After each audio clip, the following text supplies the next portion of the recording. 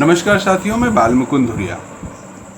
चर्चा तो बार बार करनी होगी ताकि चीज़ों को गंभीरता से और उसके मर्मज्ञ को समझा जा सके।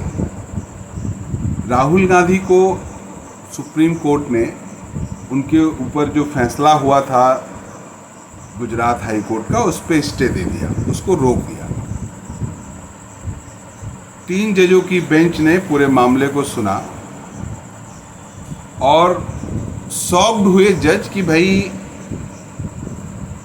किसी जनप्रतिनिधि को किसी मामले में मैक्सिमम सजा दी गई, उसका आधार क्या था। तो इस पे बातें नहीं हो पाई।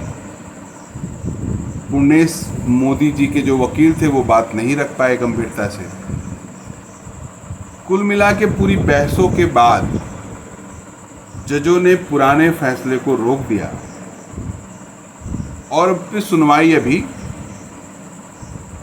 आगे बढ़ा सकते हैं या कार्रवाई आगे चलेगी। मसला ये है कि जितनी तेजी से ये घटनाक्रम हुआ,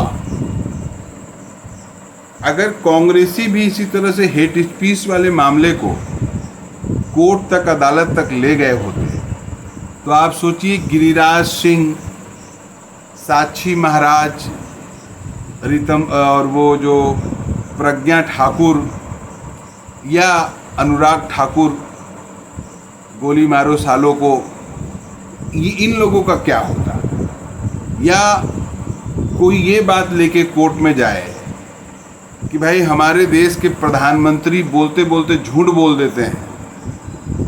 वो कबीर, गुरु नानक और महापुरुषों को एक साथ बैठा देते हैं, अफगानिस्तान की ज़मीन को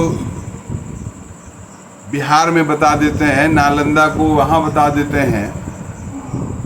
कब क्या बोल जाते हैं और उनके इस तरह के बोलने से देश में एक बड़े हिस्से में ऐसा माहौल बन जाता है कि लड़के कंफ्यूज हो जाते हैं।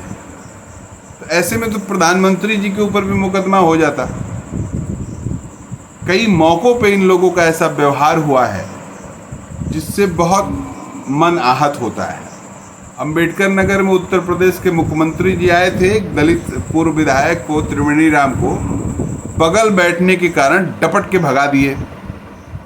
मुकदमा उस पर भी दलित समाज के लोगों को करना चाहिए था, आहत हो जाते हैं। ये दलित समाज के लिए बेइज्जती और असमान, गैर बराबरी का व्यवहार का मसला था। आर्टिकल 15 के उसमें आता, छुआछूत का भी मसला था, तो इस पे मुकदमा हो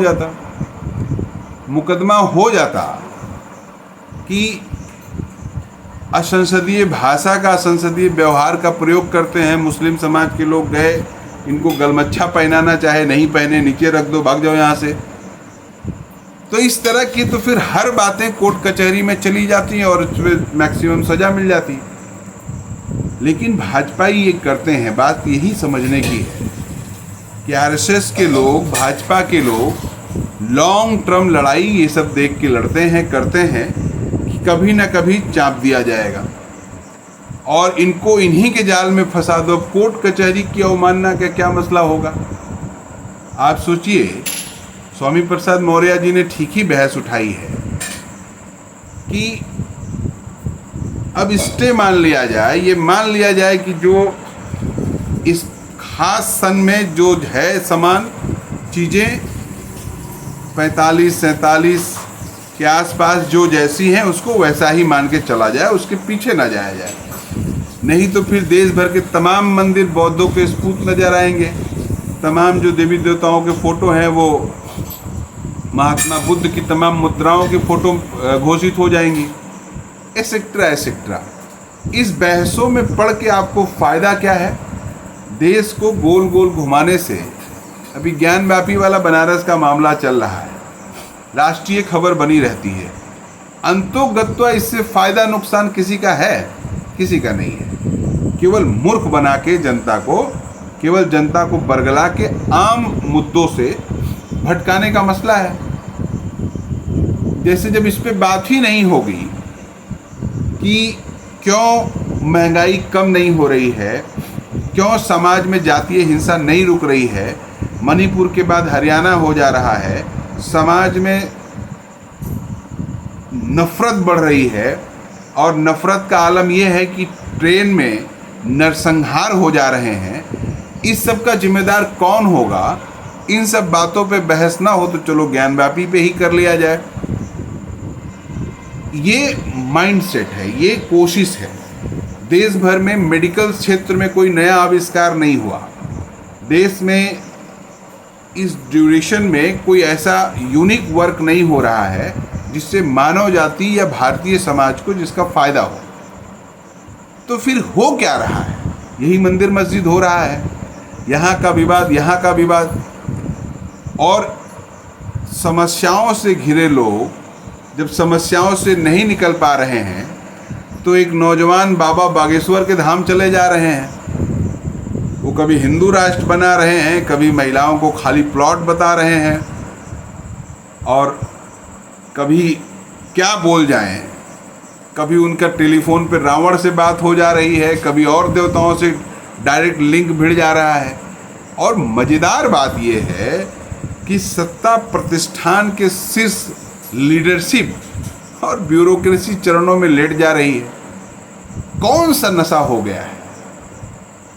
किस नशे में वशीभूत हैं लोग? इसको समझना होगा। और ये अगर नहीं समझ पाए तो कार्ल मार्क्स ने कहा है किसी प्रसंग में कि धर्म अफीम की तरह होता है जिसमें आदमी लुटता भी रहता है और मगन भी रहता है।